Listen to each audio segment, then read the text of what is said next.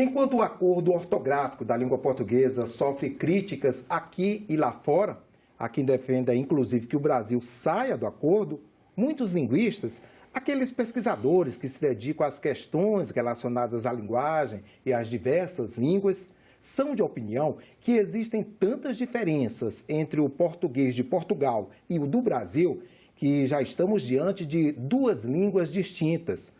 Com a separação de Portugal há quase 200 anos, o idioma sofreu várias transformações e se afastou e muito do idioma falado na Península Ibérica. Seria o caso do professor Marcos Wagner, da Universidade de Brasília? Será que ele pensa assim? Ele é mineiro, mestre em Linguística pela Federal de Pernambuco e doutor em Filologia e Língua Portuguesa pela Universidade de São Paulo, autor de vários livros na área. Vamos ver então o que ele acha desse debate a partir de agora. Professor, muito obrigado por você ter vindo aqui ao estúdio da TV Senado. Eu que agradeço, é um prazer. Então, professor, nós estamos diante de duas línguas distintas, o português lusitano, o português sul-americano. São tantas diferenças assim? São.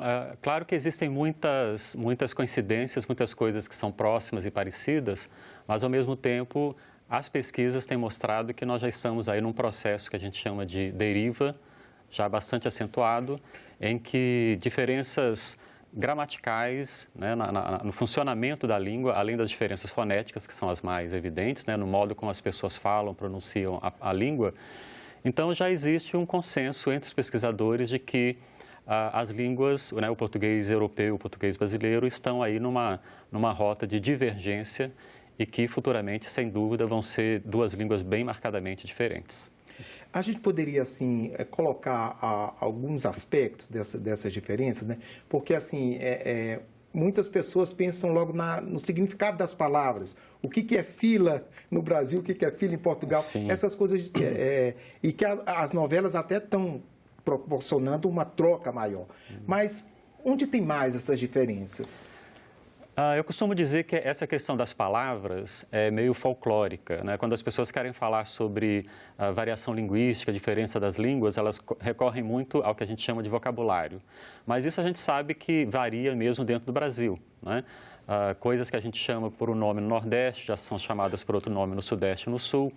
Mas quando a gente quer estudar as diferenças entre línguas, a gente vai naquilo que é, digamos assim, o motor da língua, que é a gramática, não é? Então, na gramática, naquilo que a gente chama de morfossintaxe, o português brasileiro e o português europeu já tem grandes diferenças, a ponto de certas coisas que no Brasil funcionam, em Portugal não funcionam e causam, assim, como eu digo, causam um tilt, né, na cabeça do português, porque ele não consegue interpretar do mesmo jeito que a gente interpreta determinadas formações, determinados enunciados. Por exemplo, professor? Por exemplo, veja, nós usamos o verbo ter com sentido existencial, né? Então, você chega numa loja e pergunta assim, tem pilha para a lanterna, né? Em Portugal, ainda se usa o verbo haver, sempre se usa há muito tempo o verbo haver. Então, quando nós dizemos tem para um português, ele entende, você tem, né? Então, se você chega numa loja e pergunta assim, tem pilhas? Ele vai entender que você está perguntando se ele pessoalmente tem essas pilhas. Então, cria aquelas coisas que os brasileiros voltam para cá, contando como se fossem piadas, né? Os portugueses não entendem nada, eles são meio lentos para entender, mas é porque realmente já tem aí essas diferenças linguísticas que marcam essas distinções e o que a gente chama de interpretações equivocadas. É o caso também do gerúndio, né? Que no Brasil é muito usado e lá é com muita parcimônia. Na verdade, isso aí também é uma outra coisa que precisa ser explicada, não é? Em Portugal não se usa o gerúndio quando vem junto com outros verbos, como nós dizemos assim, está chovendo, né? O português diz está a chover. Mas em outras construções, claro, o gerúndio é empregado. Por exemplo, ele saiu deixando a porta aberta. Isso também existe em Portugal. Um português nunca vai dizer ele saiu a deixar a porta aberta, isso não faz nenhum sentido, não é? Mas são vários aspectos que distinguem já gramaticalmente o português europeu do português brasileiro. E isso tem provocado mesmo a produção de várias obras de referência sobre essas distinções, né? Então, como eu chamo, a virada do milênio, né, começaram a aparecer no Brasil obras gramaticais dedicadas a descrever o português brasileiro contemporâneo e mostrar justamente essa independência gramatical que já existe entre o português europeu e o português brasileiro. Uma coisa que você pontua muito nos seus livros, não se trata de decadência, de perda, de alguma coisa negativa. E isso acontece com toda a língua. Sim, sem dúvida. Qualquer língua falada hoje é uma língua que passou por muitas mudanças. A mudança linguística é inevitável, ela faz parte da natureza mesma das línguas. Então, nós falamos português, que é uma língua que é um latim transformado ao longo aí de quase 2000 anos, né? Então, não existe perda, não existe decadência, existe só a mudança. Os falantes vão reanalisando a língua ao longo do tempo e vão surgindo coisas novas, outras desaparecem, mas não se trata de perda nem de decadência. Ao contrário, algumas coisas desaparecem, mas muitas outras coisas aparecem também, surgem na língua, porque nós precisamos nos comunicar e nos entender, e a língua nunca vai deixar o falante na mão, ela sempre vai ajudar, sempre está ali presente para fazer a coesão social por meio da linguagem. O senhor surpreendeu os brasileiros com aquele livro, Preconceito Linguístico, né? E nós notamos assim um elitismo, né, na sociedade brasileira, essa visão voltada para a Europa. Isso acontece também com outros países latino-americanos, né?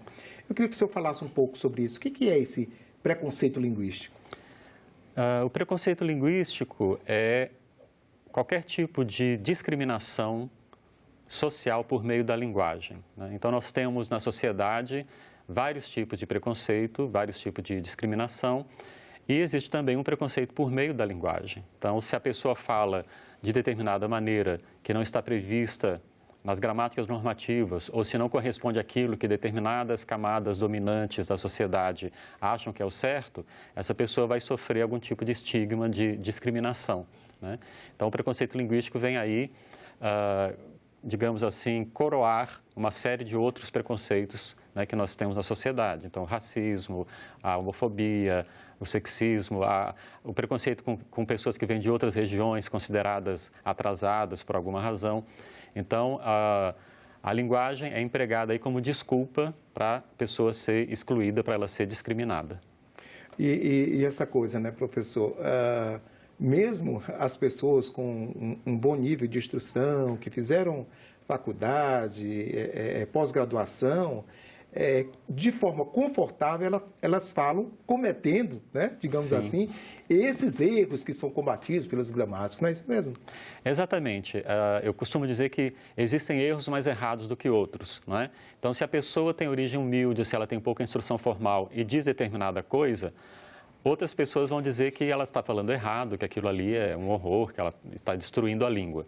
Mas quando se trata de uma pessoa que tem, como você disse, formação universitária, que pertence às camadas médias da população, aí a desculpa é outra, vai dizer assim, olha, pode até estar errado, mas todo mundo já fala assim, né?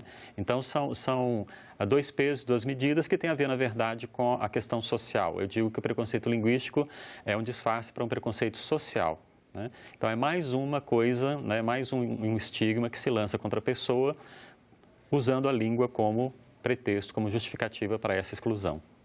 Haveria uma resistência maior da sociedade, ou de setores da sociedade, às descobertas que os linguistas fazem a respeito da evolução da língua, o desenvolvimento da língua, do que em outras ciências? Quer dizer, quando um físico traz informações, né, sobre a realidade concreta do dia a dia das pessoas, existe uma resistência maior pelas descobertas da linguística?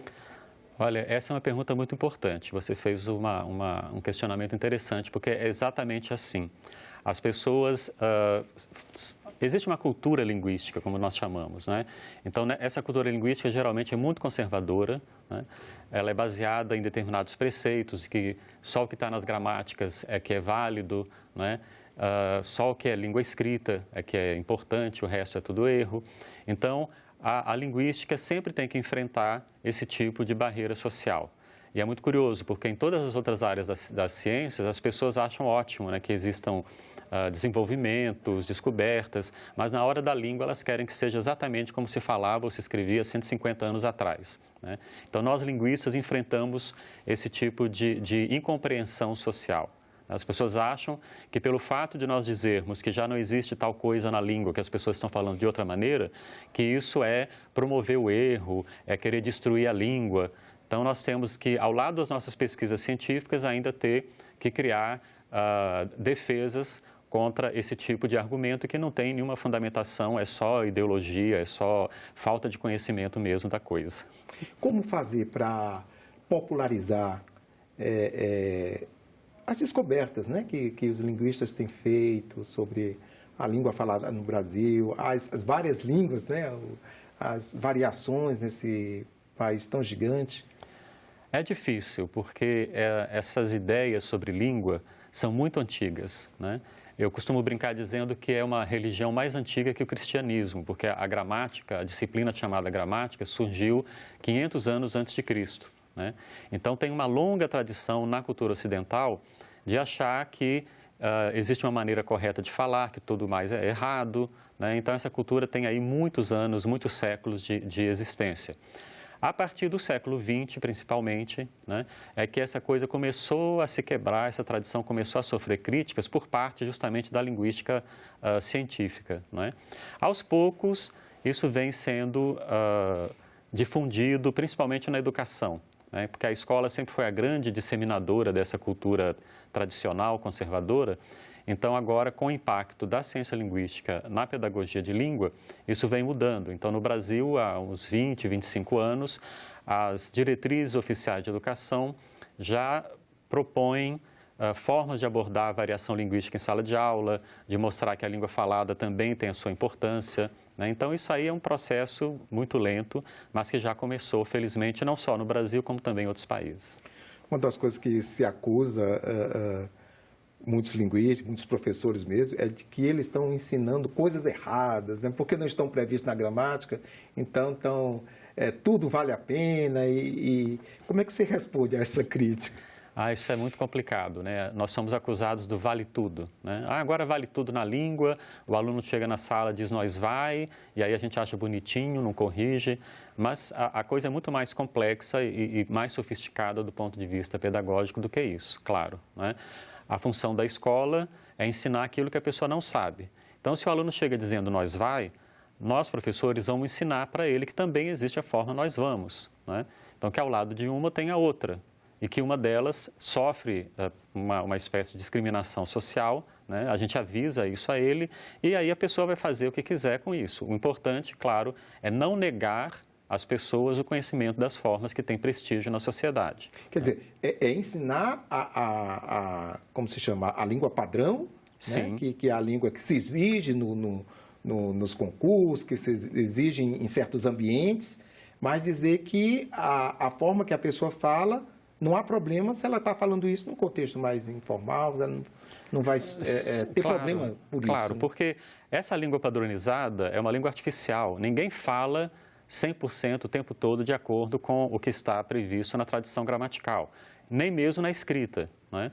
Então, nós temos encontrado aí na escrita contemporânea brasileira muitos elementos, muitas formas que ainda são condenadas pela gramática tradicional, mas que já fazem parte do português brasileiro culto contemporâneo, né? Então, a nossa grande briga é mostrar para as pessoas que elas podem falar do jeito que já falam, né? Inclusive os falantes cultos, letrados, né? Existe uma tendência a achar que ninguém no Brasil fala certo, que todo mundo fala errado, né? E que mesmo as pessoas que têm uma instrução formal mais demorada, mais longa, também falam e escrevem errado, só porque elas já estão escrevendo e falando aquilo que caracteriza a gramática do português brasileiro.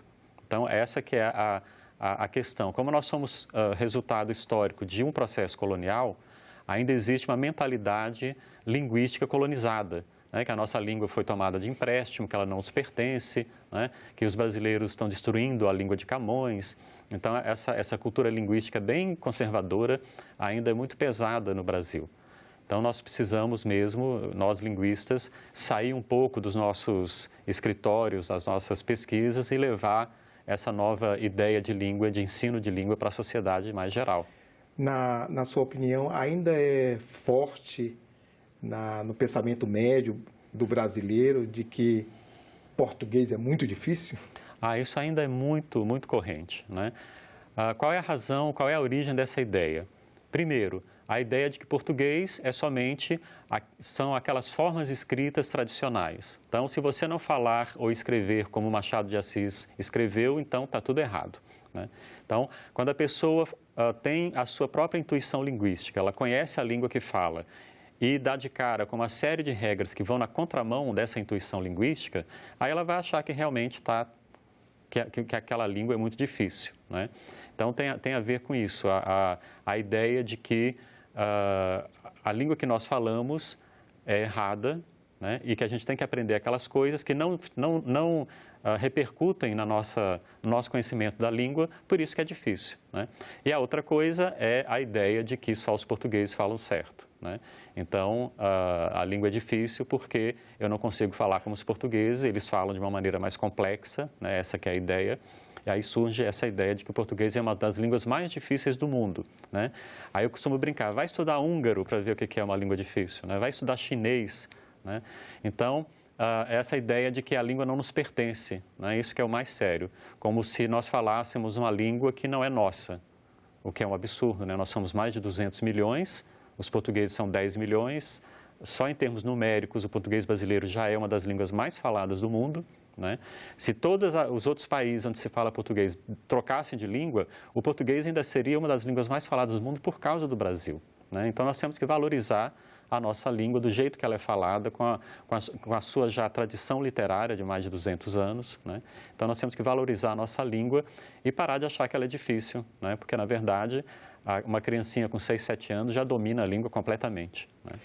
Professor, nós tivemos 13 anos, né, recentemente, 13 anos de governo do PT, um partido mais próximo dos movimentos sociais, dos movimentos populares. O senhor acredita que houve algum avanço no ensino da língua, houve mais abertura para o ensino da língua mais contextualizada, que valoriza as expressões regionais, o falar dos vários segmentos da sociedade? Sem dúvida. Já anteriormente aos governos do PT, né, nós temos que reconhecer isso, começou um grande movimento de absorção das novas ideias sobre língua e de uma nova pedagogia de língua por parte das diretrizes oficiais de ensino. Então, no final dos anos 90, foram publicados os parâmetros curriculares nacionais, que foram uma grande novidade, porque já incorporavam várias noções que até então nunca tinham sido tratadas, né? A própria noção de discurso, que é uma coisa muito importante, entra pela primeira vez na linguagem educacional a partir daí, e também todo o grande processo de aquisição de livros didáticos, né? Então, os programas de aquisição de de aquisição de livros forçou os autores e as editoras a não querer mais fazer aquele ensino de língua tradicional, gramatiqueiro, por meio da nomenclatura, né, e trabalhar com a língua contextualizada, com a produção textual, com a variação linguística. Então, houve aí nos últimos 20, 25 anos uma boa transformação das ideias de ensino de língua, né? Então, estava ainda meio incubado lá no finalzinho dos anos 80 e é a partir dos anos 90 que começa essa nova corrente que vai ter um impacto maior a partir mesmo da virada aí do século, né, da virada do milênio, com políticas educacionais e principalmente políticas de formação de professores que foram muito importantes, né, grandes programas que o Ministério da Educação tinha de formação continuada de professores. Isso, sem dúvida, tem ajudado ou ajudou a modificar a concepção de ensino de língua. Na sua avaliação, a tendência é essa? A questão é só o ritmo em que isso vai? Nós não podemos fazer agora nenhuma previsão, né? Porque a atual gestão do Ministério da Educação é, para nós, ainda uma incógnita, né? Nós não sabemos para onde vai até agora não recebemos nenhum tipo de manifestação clara de um projeto educacional para o país. Então, assim, nós estamos com muita expectativa e também com muito receio de que todas as conquistas obtidas aí nos últimos 15, 20 anos, de repente, sejam anuladas, sejam canceladas por algum projeto que vá na contramão disso tudo, né? Então, nós estamos aqui na educação hoje no Brasil muito apreensivos mesmo. Professor, e o acordo ortográfico, né? Ele já sofreu muitas críticas, né, durante o processo de implantação e continua sofrendo críticas. Qual é a sua avaliação? O acordo ortográfico, no Brasil especificamente, foi implantado a partir do dia 1º de janeiro de 2010.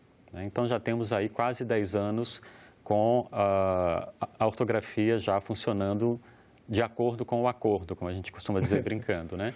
Então, não há mais nenhum motivo para se tocar nesse assunto. Esse já é um assunto que devia ser considerado pronto, acabado e seguir adiante, né? Porque as pessoas fazem, assim, tem uma mística em torno da ortografia que não tem nenhuma razão de ser, né? A ortografia é só um sistema simbólico de representação da língua, né? A língua nunca vai ser representada 100% em nenhuma forma de escrita, até porque a língua varia, não é? Então, se você fala titia e se você fala titia, como é que você vai representar essas duas formas? Então, vai ter uma forma só e a pessoa vai poder pronunciar do jeito que quer. No caso do acordo ortográfico,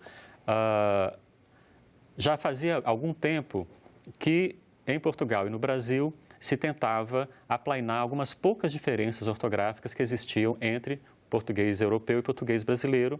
E esse acordo de 1990, né, que ele é chamado AO90, porque é o acordo ortográfico de 1990, tentava resolver essas questões, né? Então, no Brasil, ele já está implantado. Mexer nisso agora seria um absurdo, até do ponto de vista econômico, porque as editoras teriam que cancelar tudo que já está produzido, os livros iam caducar, né? Os livros que já estão sendo produzidos iam perder a validade, principalmente os livros didáticos, né? Você imagina o que é anular ou destruir milhões de exemplares de livros, porque agora a ortografia tem que vir de outro jeito, né? Isso já aconteceu. Quando o acordo ortográfico foi implantado, nós estávamos num processo de seleção de livros didáticos. Esses livros todos que tiveram que ser destruídos, as editoras tiveram que fazer novos livros para poder estar em conformidade com o acordo ortográfico. Agora, fazer isso tudo de novo é um absurdo, né? Não tem nada que justifique mexer nisso. Professor, para finalizar, nós tivemos aqui no Congresso, na década passada, um projeto de lei para proibir o estrangeirismo na língua portuguesa. Qual é a sua avaliação sobre isso, essa enxurrada de palavras estrangeiras na nossa língua? É inevitável. Na verdade, a história de todas as línguas é a história de como essas línguas entraram em contato com outras e, ao longo da história, sempre houve uma ou outra língua que dominou o cenário internacional, não é? Então, na antiguidade foi o grego, depois foi o latim, depois veio o francês, que se impôs de maneira muito forte, e agora, da Segunda Guerra Mundial para cá, é o inglês, por causa da importância dos Estados Unidos, né, economicamente, politicamente. Então, essas dominações linguísticas acompanham o processo histórico de haver, né, um império dominando o resto, né, no nosso caso agora, o resto do planeta. Então, é inevitável que isso aconteça, né? Não tem como combater isso. A única maneira seria realmente a gente romper qualquer tipo de relação com a cultura de língua inglesa, o que hoje em dia é impossível, né? Mas tem aí, por outro lado, esse movimento mais nacionalista de querer preservar a língua. Então, do ponto de vista, digamos assim, da avaliação sociológica, a gente vê esses dois grandes movimentos. Mas, quando se trata de língua, o sentimento, as paixões vêm muito à tona, né? E aí surgem esses projetos de querer defender a língua, de querer proibir os estrangeirismos, né? Então, nós, linguistas, assistimos a tudo isso assim, de maneira muito divertida. A gente vai vendo aí as oposições, as posições, as correntes, não é? Mas é isso, né? Existe, claro, uma razão para a gente proteger a língua, porque a língua é um patrimônio nacional, né? Tem a ver com a nossa identidade, mas não assim de uma forma muito histérica, querer proibir qualquer tipo de estrangeirismo, porque isso não funciona. A França, já no final dos anos 80, criou uma lei a respeito disso e até hoje as pessoas continuam usando as palavras do inglês porque vem a tecnologia nova, vem aparelhos novos, vem coisas novas, isso já traz o nome junto, né? Até haver a criação de um nome próprio para aquela coisa, o nome do inglês já pegou. Mas há também um quê de elitismo aí também, né? Porque muitas palavras até que não tem a ver com a tecnologia e que tem um correspondente português, as pessoas preferem, por uma questão de marketing, usar o correspondente em inglês, né? Claro, tem a ver com o que eu estava dizendo antes da colonização linguística, né? Por exemplo, o mouse que a gente usa no computador, em Portugal se chama tranquilamente rato, porque mouse em inglês é rato, né? Em francês também, é a palavra que significa rato em francês, em italiano também. Mas aqui no Brasil, se a gente chamar aquilo de rato, vão achar engraçado, né? Então tem essa coisa realmente de querer importar a palavra como uma forma de se destacar, de estar moderno, de estar contemporâneo, né? E claro, tem a ver com elitismo, né? Então, se você constrói um hospital e coloca lá Medical Center, né, é porque não vai ser hospital para pobre, né? Evidentemente. Então, o uso do termo estrangeiro já cria-se uma espécie de arame farpado social. Quem pode e quem não pode entrar ali, né? Marcos Wagner, muito obrigado pela sua presença aqui no estúdio da TV Senado. Eu que agradeço, foi um prazer. Nós conversamos aqui com o linguista e professor da Universidade de Brasília, Marcos Wagner, sobre o quanto a língua falada no Brasil se distanciou da língua falada em Portugal, a ponto de muitos defenderem que estamos diante não mais da língua portuguesa, e sim de uma língua brasileira. É isso, o debate segue. Se você quiser rever esse programa, procure nossa página na internet, senado.leg.br/tv, ou então visite o canal da TV Senado no YouTube. E se quiser participar com comentário, crítica ou sugestão, ligue de graça, 0800 61 22 11. Obrigado pela atenção, fique com a gente e até o próximo Cidadania.